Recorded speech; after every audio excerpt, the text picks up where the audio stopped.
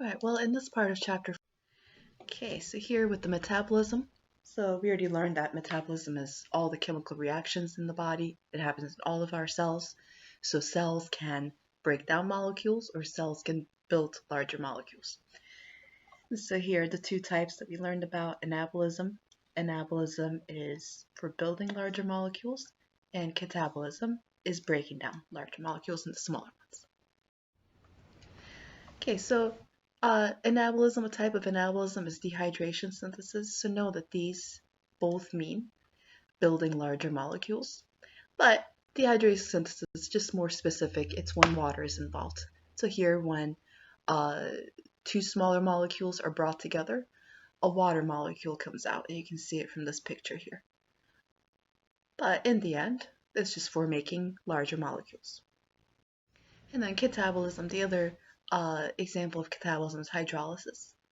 It's also breaking down molecules. But so again, a water is involved in the process. And so I always think lyse means to cut, to break. Hydro means water. So you're using water to cut apart a molecule. Okay, so now next, enzymes. We need enzymes to do these metabolic reactions, either for building molecules or breaking down molecules. Now, enzymes are specific for the molecule that they work with. And the molecule, we say substrate for the molecule that the enzyme works on. So here, an enzyme can build larger molecules by bringing two molecules close to each other, or they can break them apart.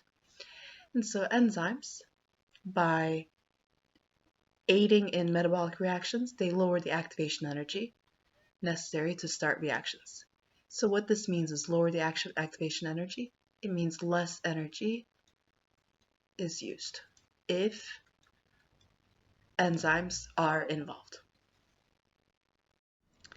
So here I just wanted to show that an enzyme kind of looks like a very like C shape or a Pac-Man shape. So, oops, this is the enzyme. And what it can do is it can bring small molecules close to each other, so it grabs them first and allows them to form an attachment to each other. And then when it's done, then those two molecules are now bound to each other. Okay, so some enzymes can build large molecules, then some enzymes can break apart a large molecule into smaller parts. And so let's say that this one was already attached, and so an enzyme can break it apart. So it does this by changing its shape, and it pulls the molecule apart. And so now you're going to end up having two separate molecules when you break up the first one. Okay, so know that enzymes can do either one, but they're specific for their job. So some enzymes can only break down sugar molecules, some enzymes can only build larger sugar molecules. So you get the difference. Okay, so enzymes may not work properly if their shape has been altered. And so things that can alter the shape of an enzyme, it could be too much heat. Too much heat is not good for our enzymes, radiation, electricity, chemicals, pH.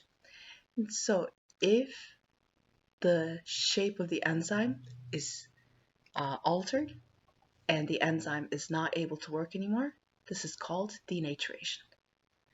Okay, so just know the definition of denaturation and activation of an enzyme, and it can be caused by the things that are listed up above. In metabolic pathways, what this means is a molecule can be changed many times, and so during each time, a different enzyme is used. So you can see here the starting molecule, an enzyme is used to change it to something else, so another enzyme can be used to change it, and so on. Names of enzymes often contain the name of the substrate that they're working with, and also the word ends in ASE. So that's usually going to be the case. And so here are some examples of enzymes: lactase, protease, lipase. So these are named for the molecules that they work with. Cofactors and coenzymes, think of these as the helpers for enzymes.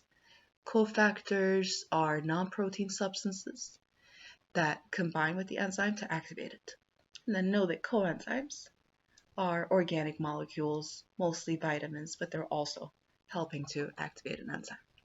And so you can see on the picture to the right how in this example is showing a cofactor. It needs a cofactor for the molecules to actually attach to the enzyme. And where it says protein, both of these are actually the enzymes. But yeah, so it needs that cofactor or coenzyme. Energy is the ability to do something, for our cells to work, for our muscles to work, forms of different energy. It's just kind of listing them there. I do want you to know this. Energy cannot be created or destroyed, but you can change it from one form to another. And so our bodies change the energy from the nutrients to an energy that our bodies can use. And so we're going to start to talk about cellular respiration in the next part. Before we get into cellular respiration, we need to learn about ATP. This is the molecule that nutrients are converted to. And so this ATP, think of this as currency. It's so much easier to pay for things with money, well, if you have a credit card, whatever, but you don't just take your paycheck to the store and they take it out of your paycheck, right? You have to actually give them money. So think of ATP kind of like that. It's currency. It's just so much easier for cells to use as energy rather than using the nutrients. And so nutrients we're going to see are converted into this. So an ATP is made up of an adenine, a ribose sugar, and 3 phosphates. Okay, so having 3 phosphates is what the triphosphate refers to, meaning 3. When ATP is used by our cells break apart this connection between the phosphates. This is known as hydrolysis of ATP. Okay, so definitely note this part. This means breaking the bond between the phosphates to release the energy. When this happens, it releases the energy, but then ATP turns to ADP, which only has 2 phosphates. ADP, though, has much less energy than ATP. So our cells try to turn that used up version, that ADP, back to ATP. When you turn it back to that, then you can reuse that ATP again. So the only way that we can change ADP to ATP is to use the nutrients. So we're going to learn that in the next part. And this is just talking about what I basically said. When ATP is used up, it loses that last phosphate. And when it loses that last phosphate, now it only has 2 phosphates, and that's called ADP. So I'm going to write down here only 2 phosphates. And ADP has much less energy than ATP. And ADP can be converted back. So we're going to see that, how nutrients are helping to do that. And so the release of chemical energy, when we're using the energy in the nutrients, we're going to see it getting converted to the ATP.